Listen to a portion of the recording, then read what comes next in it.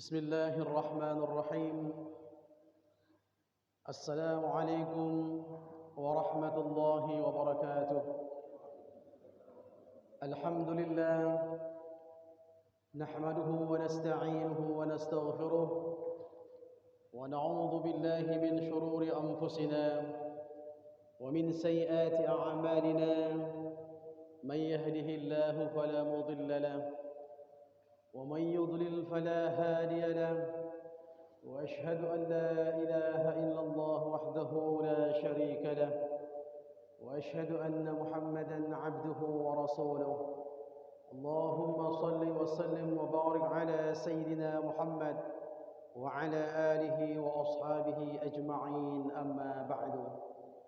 معاشر المسلمين muslimat rahimakumullah, jemaah subuh yang dimuliakan Allah Rabbul Alamin, para imam masjid, muadzin dan bilal, alim ulama, masyayikh, asatidah, guru-guru kami sekalian, seluruh jajaran pimpinan desa kita, seluruh unsur BKM masjid kita, abu-abu orang tua kami sekalian, ayahandaku, ummi, ibunda, kakak, abang, adik yang berbahagia. Masih bisa kita melaksanakan salat fardu subuh berjamaah. Itulah bagian dari nikmat yang terindah daripada Allah Subhanahu wa taala untuk makhluk-makhluknya di muka bumi, bagi mereka yang mempercayai Allah dan Rasulnya dan Al-Quran sebagai rujukan kitabnya, dan amal-amal saleh lainnya yang selalu istiqamah dia jaga.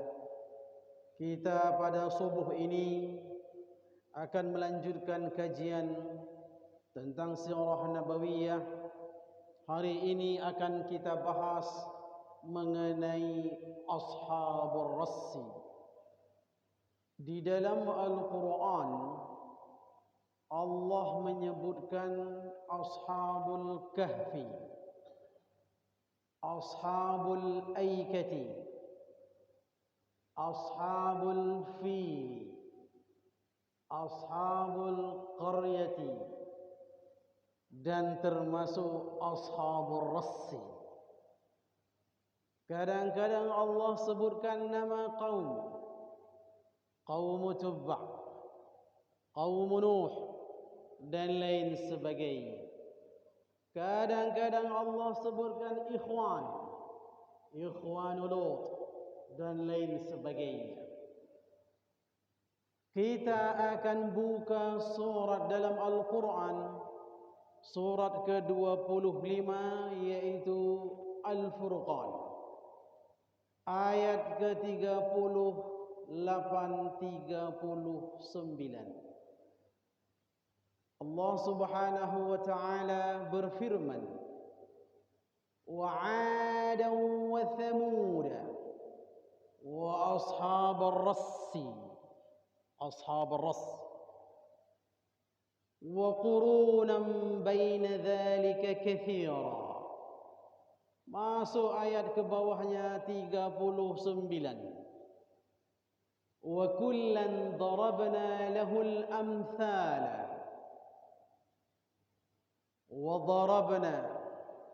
وكلا ضربنا له الأمثال وكلا تبرنا تدبيرا. Surat yaitu ke-25 Al-Furqan. Kita masuk surat ke-50 Qaf, Al-Quranul Majid, dan seterusnya.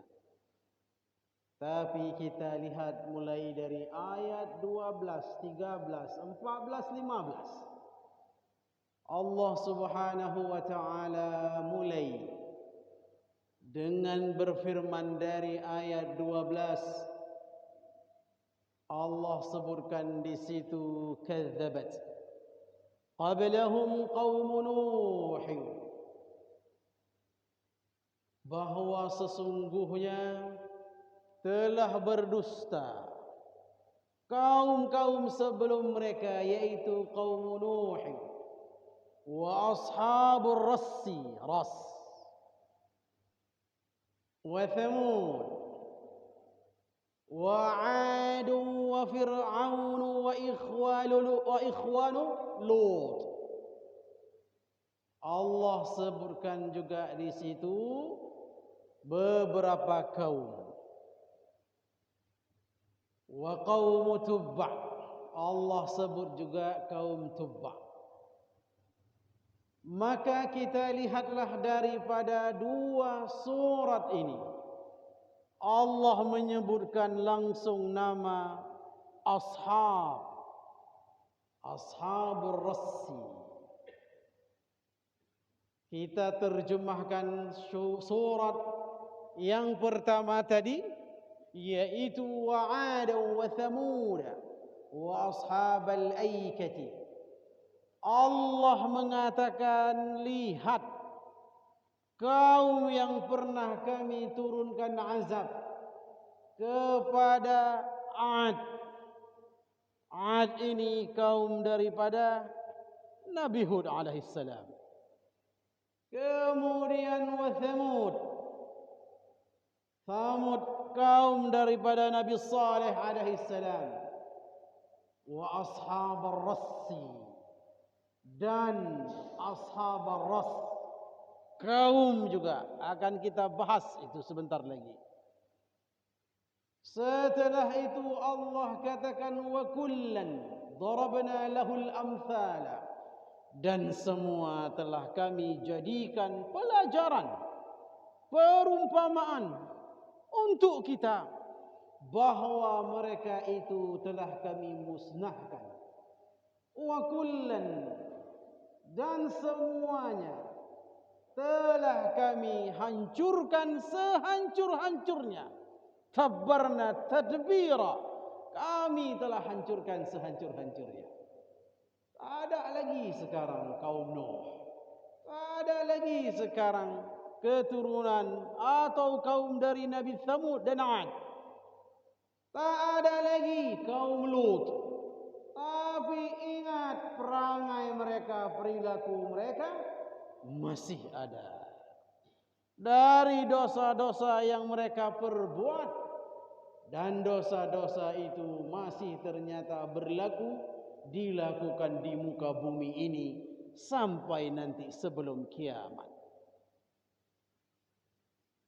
Surat Qaf ayat 12 Allah sebutkan tadi, kadzabat qablahum qaum Nuh, telah berdusta kaum-kaum sebelum mereka, yaitu kaum Nuh alaihissalam. Kemudian ashabur ras, golongan ras ini juga mendustai rasul-rasulnya. Kemudian Thamud dan Fir'aun dan 'Ad, dan juga saudara-saudara Nabi Lut alaihissalam. Terus Allah sambung wa qaum Tubba, dan juga mereka adalah daripada kaum Tubba wa ashabul aikati, golongan aikah. Kullun kadzabar rusula fahaqqa wa'id. Semua mereka itu telah mendustai rasul-rasul, maka layaklah ditimpa, berhaklah mereka menerima azab daripada Allah Subhanahu wa ta'ala. Apa dan siapa itu ashabur ras? Ashabun, kalimat asalnya sahibun, sahibani, jamaknya ashabun. Artinya kerabat, sahabat, karib, teman. Tapi dapat juga dipahamkan bahwa ashab ini adalah golongan, kaum. Sering kita kalau bertamu, takziah, ada tausiah atau pembuka daripada guru kita yang mana mengucapkan kalimat sahibul bait, jamaknya ashab. Itulah maksudnya pemilik rumah atau ini adalah yang memiliki kaum ini, yaitu mereka ras. Apa itu ras? Ras ada yang mengatakan artinya bi'run. Kalau kita buka surat Al-Hajj, surat ke-22 ayat 45, Allah katakan di situ, فَكَأَيٍّ مِّن قَرْيَةٍ أَهْلَكْنَاهَا وَهِيَ ظَالِمَةٌ فَهِيَ خَاوِيَةٌ عَلَى عُرُوشِهَا وَبِئْرٍ مُعَطَّلَةٍ وَقَصْرٍ مَشِيدٍ أو كما قال الله. Bi'r, sumur. Ada yang mengatakan juga ras artinya telaga, haudun bahasa lainnya. Terlepas itu mau sumur atau telaga, yang penting Allah Subhanahu wa taala telah memberi pelajaran terindah. Kisahnya harus diambil i'tibar bagi umat Muhammad sallallahu alaihi wasallam. Di mana letak daripada ashabur ras? Ahlut tarikh ada beberapa pendapat. Ada yang mengatakan letaknya ini adalah di Azerbaijan, berarti dekat dengan Rusia. Ada yang katakan ini letaknya di sekitar wilayah Yaman. Ada yang katakan ini letaknya di Yamamah, tepatnya daerah Falaj. Dan siapakah kaum ini sebenarnya? Mereka itu baqiyatu qaumi Thamud. Mereka ini yang disebut dalam Al-Quran Ashabur Rassi, itu sisa daripada kaum Nabi Thamud, yaitu Nabi Saleh yang Allah kirim untuk kaum Thamud. Ternyata walaupun telah diazab Allah ketika itu kaum Thamud, masih ada sisa-sisa. Mengapa sisa? Kenapa Allah enggak musnahkan semuanya? Ada pendapat karena waktu itu mereka hidupnya dekat dengan negeri Thamud. Dan mereka ini jiran tetangga langsung dengan kaum Thamud. Tapi mereka itu tidak kufur waktu itu. Masih mereka mentauhidkan Allah Subhanahu wa ta'ala. Sehingga karena kaum ini ashabur rassi, sisa sebagian daripada kaum Thamud beriman ketika itu, maka Allah Subhanahu wa taala tidak mengazab orang-orang yang beriman. Sehingga mereka inilah berkembang dan terus banyak populasinya, dan mereka itu ternyata dari ketaatan demi masa dan waktu banyak dan hampir seluruhnya kufur kepada Allah Subhanahu wa taala. Apa kekufurannya? Di wilayah ini, di tempat ashabur ras, ada sebuah pohon. Itulah pohonnya yang besar di dalam telaga dan di dalam sumur, yang mana pohon ini luar biasa dipandang oleh ashabur ras, kaum ras. Mereka lihat lama kelamaan ada keistimewaan pada pohon yang besar ini.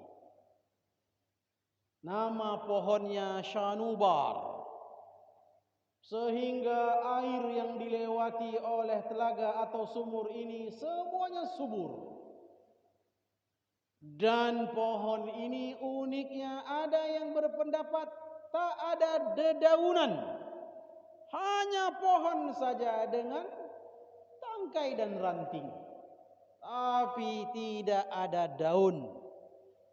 Namun sesungguhnya pohon ini sangat bermanfaat dan pohon ini membawa berkah untuk masyarakat Ashabur Ras.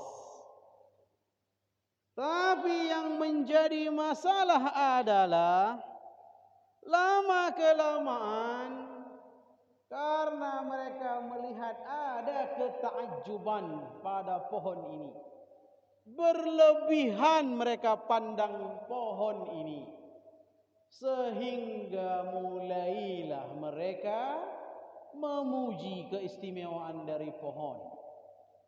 Pohon Syanubar ini ditakuti oleh hewan-hewan. Hewan tak berani mendekat dengan pohon Syanubar. Kemudian bahwa sesungguhnya di samping memang pohon ini sangat kuat, itu bahkan dijadikan sebagai magic lah bagi penduduk setempat. Mulailah mereka lihat ternyata ada al-hayatul ilahiyah. Ini pohon ini gaya-gayanya ada kehidupan ketuhanan, yang mana memang tak ada pohon-pohon lain yang sekuat pohon ini, dan pohonnya adalah subur sekali. Awalnya mereka buat irigasi, mereka alurkan ke 12 desa. Ternyata golongan Ashabur Ras memiliki 12 desa. Contoh namanya Oban, Odzar, Di, Bahman, Isfandar, Farwadi, Odi, Behesh, Khadrat, Murbat, kemudian Tir, Mihir, dan terakhir Syah Riwal. Inilah nama-nama desa yang ada daripada daerah Ashabur Ras. 12 desa ini semua kufur. Mereka alirkanlah ke 12 desa supaya dilewati oleh air dalam bentuk irigasi tadi. Tapi lama-kelamaan mereka lihat, sadar, khawatir kalaulah dialirkan terus-menerus air ini lama-kelamaan akan habis. Mereka khawatir sehingga tidak ada lagi berkah di wilayah kita ini. Sejak itu diputuskan tak boleh, haram siapapun meminum daripada air ini, baik itu manusia atau binatang peliharaan mereka, juga tidak boleh minum dari air ini. Sehingga irigasi itu ditutup, hanya sekitar wilayah yang dekat dengan pohon itu saja air itu berputar. Tapi sebelum kita lanjutkan ke wilayah ini, Nabi yang Allah utus adalah namanya Hanzalah bin Safwan. Hanzalah bin Safwan diutus Allah untuk mendakwahi daripada Ashabur Ras, kaum Ras ini. Namun sebelum menuju kepada semakin banyaknya kekufuran dan merajalela maksiat mereka kepada Allah, ternyata di Al-Yamamah, di tempat mereka itu berada, ada gunung namanya Gunung Falaj. Gunung ini ada seekor burung, dan memang ada yang mempercayai dan tidak tentang keberadaan burung ini. Tapi bagi Allah Subhanahu wa taala tidak ada yang tidak mustahil. Semua bagi Allah, kalau kun fayakun terjadi. Terus kita lihat pun sekarang arkeolog mendapati bagaimana hasil-hasil fosil makhluk hidup yang dahulu dari binatang. Ternyata banyak yang kita sebut dinosaurus itu. Bisa saja bahwa bagian daripada itu adalah burung yang dimaksud dalam kitab kita ini. Burung ini besar, lehernya sebesar unta. Maka disebut unqa. Kenapa burung ini disebut dengan unqa? Karena kalimatnya unuk. Asalnya daripada leher unqa. Begitu besar dan panjang lehernya sehingga disebutlah burung unqa. Burung ini berwarna-warni, punya 4 sayap, 2 sayap besar dan 2 sayap kecil. Kalau kita kenal sekarang lah burung phoenix, phoenix, burung itulah. Burung ini selalu melihat binatang yang mati seperti gajah, unta, maka akan diangkat, diterbangkan ke atas gunung sehingga dimerimbakan untuk keturunan anak-anak daripada burung phoenix ini. Sehingga suatu ketika tidak didapati lagi binatang-binatang yang dilihatnya, dilihatlah seorang bayi, itu pun diambil. Mulailah orang-orang daripada kaum Ashabur Ras ini meminta bantuan kepada Nabi Hanzalah bin Safwan. Wahai Nabi Allah, engkau kan Nabi, tolonglah musnahkan daripada burung ini. Sehingga Nabi yang mulia berdoa kepada Allah, Allahumma khudha waqta' naslaha. Berdoa, ya Allah, musnahkanlah burung ini dan habiskanlah seluruh keturunan burung ini. Sehingga setelah itu burungnya musnah, Allah matikan seketika, termasuk dengan anak-anak burung tersebut. Namun bukti ini belum menjadi semakin bertambah imannya daripada kaum Ashabur Ras tadi. Justru mereka semakin menjadi kufur kepada Allah. Apa contoh kufurnya?